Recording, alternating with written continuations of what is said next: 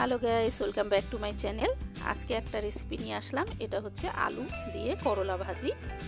এই রেসিপিটা ভীষণই মজাদার হয়। এভাবে ভাজি করলে দেখবেন তিতাটা কম লাগে, বাচ্চারা খেতে ভীষণ পছন্দ করে। আর এর একটা ভাজি দিয়েই এক প্লেট ভাত দুপুরে শেষ হয়ে যাবে, আর কিছুই লাগবে না। এতটাই মজাদার হয় এই ভাজিটা। তো চলুন দেখিনি এই ভাজিটা আমি কিভাবে তৈরি করছি। এর জন্য আমি প্রথমেই ফ্রাই প্যানে 2 টেবিল চামচ সয়াবিন তেল গরম করে নিয়েছি। এতে আমি হাফ কেজি করলা এভাবে বিচি ফেলে কুচি কুচি করে কেটে ভালো করে চটকে 3-4 বার ধুয়ে নিয়েছি। আর এখানে মাঝারি সাইজের 3টা আলু আমি এভাবে কুচিয়ে ধুয়ে নিয়ে পরিষ্কার করে দিয়ে দিলাম।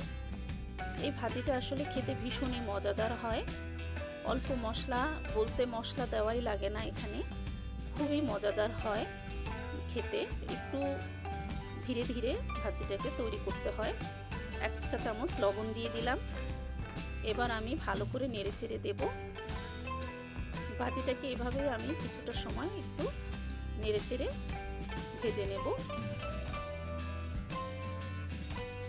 করলাটা সাথে সাথে যদি ঢেকে দেন অনেক সময় রঙটা চলে যায়, তো এভাবে দিলে হয়তো রঙটা একটু ভালো থাকে।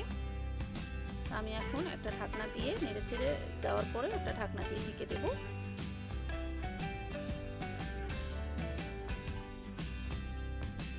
2 মিনিটের জন্য আমি ঢেকে রাখবো।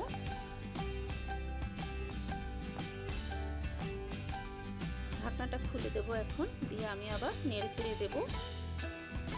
এই ভাজিটা ঘন ঘন যদি আপনি নাড়াচাড়া করেন তাহলে ভেঙে যাবে, এই জন্য 2-3 মিনিট পর পর এটাকে উল্টে দিতে হবে। এর কালারটা আসলে অনেকটা বাদামি হয়ে আসবে।